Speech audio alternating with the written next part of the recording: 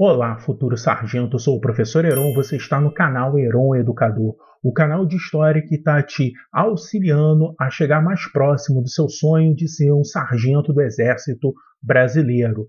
E essa aula é uma aula especial por se tratar da última aula do nosso curso de História. Nós começamos lá atrás no primeiro item do programa Expansão Marítima e chegamos a essa final de curso com a aula sobre a República Brasileira, dando um destaque para o período democrático e para a redemocratização. Então, vamos à aula? Muito bem, então, começamos falando sobre o governo Dutra. Era um militar, Eurico Gaspar Dutra, e ele vai, digamos assim, ser eleito presidente depois da era Vargas. Ele, durante o seu mandato, vai ficar marcado pela Constituição de 1946. Foi durante o seu mandato que foi promulgado essa Constituição, que dava uma série de novidades para a época, como o direito ao voto feminino, e esse é um voto mais amplo, que antes, lá atrás, já havia alguns direitos ao voto feminino, mas eram muito restritos. Agora é o direito amplo das mulheres poderem votar. Outra ideia também importante era a volta da democratização no Brasil. O Brasil voltava a eleger diretamente um presidente da República depois do período de 15 anos da era Vargas. Criou-se também dois partidos políticos de extrema importância e dois partidos aí vinculados à figura de Getúlio Vargas, que é o Partido Trabalhista Brasileiro, PTB, e o Partido Social Democrático, que é o PSD. Esses dois partidos são ligados à forte imagem de Getúlio Vargas, e contrário, fazendo oposição a esses dois partidos, nós temos a União Democrática Nacional, a UDN, que era outro partido muito forte. E a gente vai observar que também nesse período vai surgir alguns movimentos aí sociais, como, por exemplo, o movimento das ligas camponesas e também o movimento da União Nacional dos Estudantes. Esses dois movimentos sociais, um vinculado à luta pelos trabalhadores do campo para terem acesso à terra, a Liga Camponesa, e o outro um grupo de estudantes tentando se fazer mais representados no âmbito nacional. Ambos esses grupos sociais vão pressionar muito a política no Brasil durante todo esse período chamado período democrático. Bom, a democracia voltou e pela primeira vez Getúlio Vargas vai ser eleito diretamente presidente, isso em 1950, pela população. Ele vai ter um mandato muito conturbado por uma série de questões do qual Getúlio Vargas não vai conseguir basicamente administrar os vários interesses existentes dentro do país. Tudo isso vai levar a uma pressão tão forte, mas tão forte, que Getúlio Vargas acaba se suicidando no Palácio do Catete. Já dizia ele que preferia sair morto do que deposto da presidência. E assim aconteceu, ele acaba se suicidando em agosto de 1954. Bom, vai terminar o mandato aí tampão o vice-presidente dele, o Café Filho, até a eleição do Juscelino Kubitschek, o JK.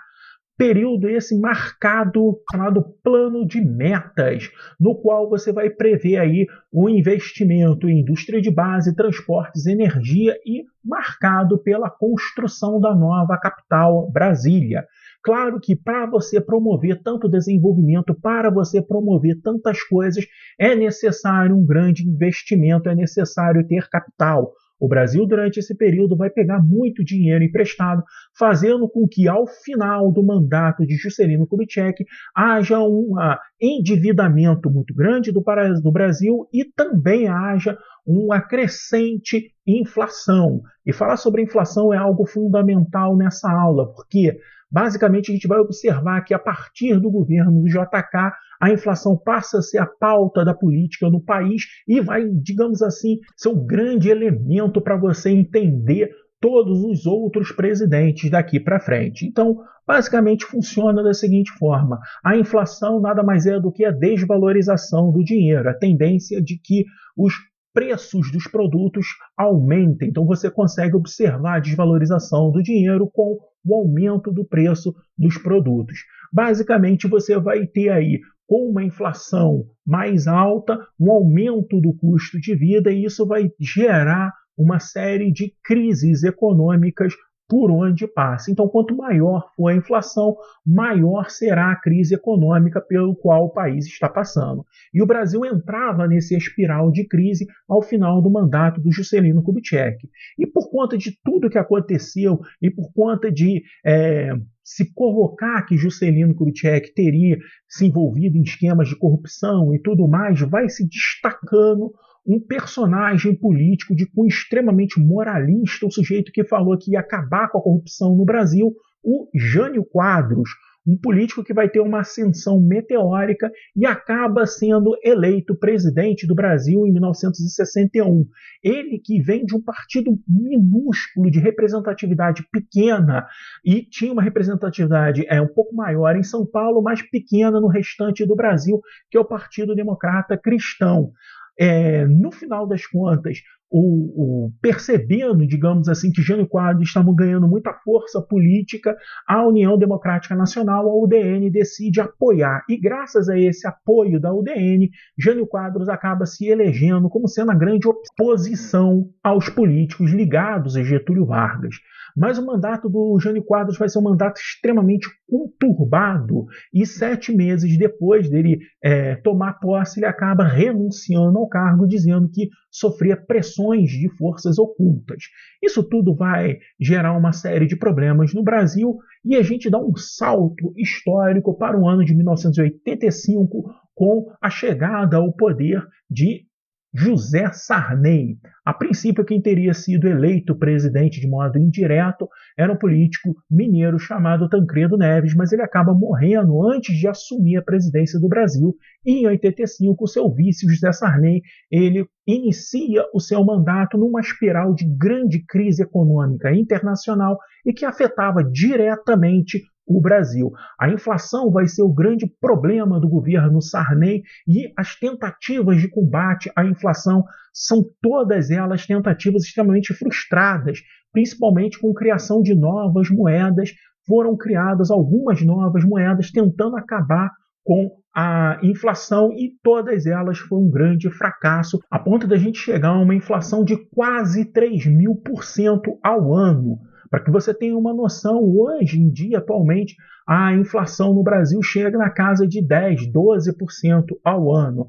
Uma inflação de 3.000% ao ano quer dizer basicamente que o dinheiro se desvaloriza de modo tão rápido, mas tão rápido, que você compra hoje de manhã um produto, à tarde ele já muda, já aumenta o seu valor.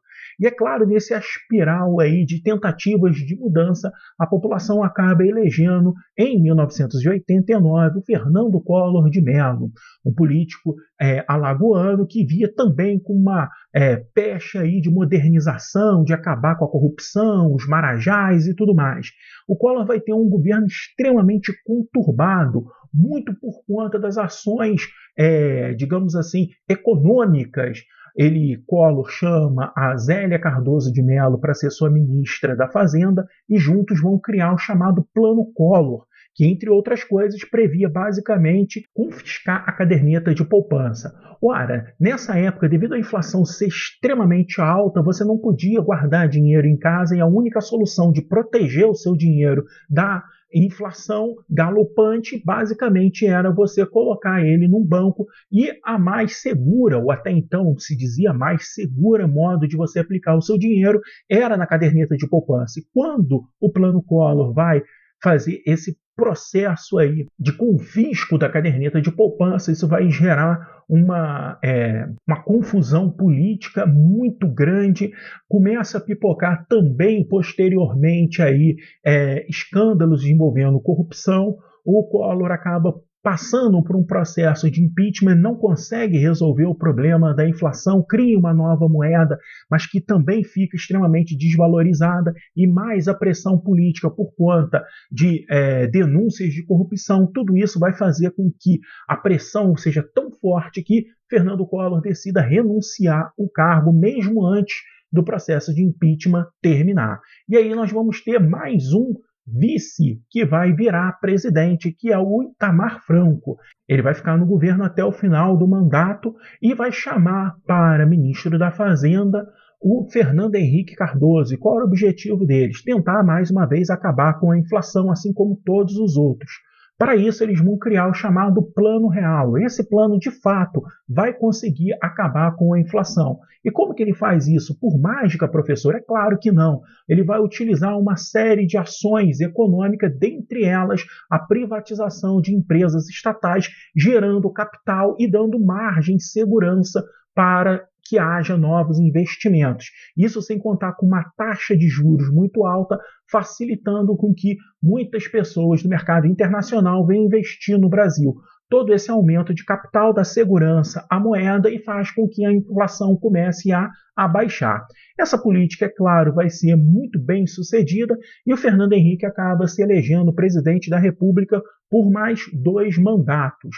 Vai haver uma grande estabilidade da moeda, o real torna-se uma moeda extremamente forte e é claro que nem tudo são flores dentro do mandato do Fernando Henrique Cardoso. Com esses juros muito altos, isso vai gerar também um aumento do desemprego e, claro, um pouco investimento em infraestrutura no Brasil. E agora está naquela hora de você saber se você entendeu exatamente tudo que eu falei fazendo as questões das provas anteriores. Então, vamos a ela? Bom, questão aí de 2016. Jânio Quadros representou uma reviravolta no sistema político da época, sendo eleito presidente da República por um partido de pouca expressão nacional.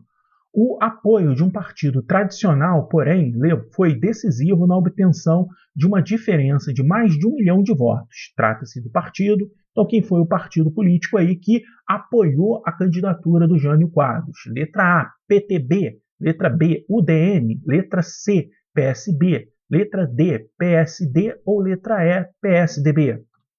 Resposta aí na tela, letra B de bola, a União Democrática Nacional, a UDN, aquele partido de oposição a Getúlio Vargas, que viu em Jânio Quadros uma opção de vitória que acaba sendo extremamente desastroso por conta da renúncia 7 meses depois do Jânio Quadros. Questão aí de 2013, o Plano Collor e o Plano Real, apesar das diferenças de época, possuem em comum o fato de, então, o que tem os dois planos de igual? Letra A, estabeleceram metas de construção de usinas hidrelétricas, postos de extração de petróleos, rodovias e outras grandes obras públicas. B, trazem excelentes resultados econômicos e sociais, comprovando a boa capacidade brasileira no planejamento público.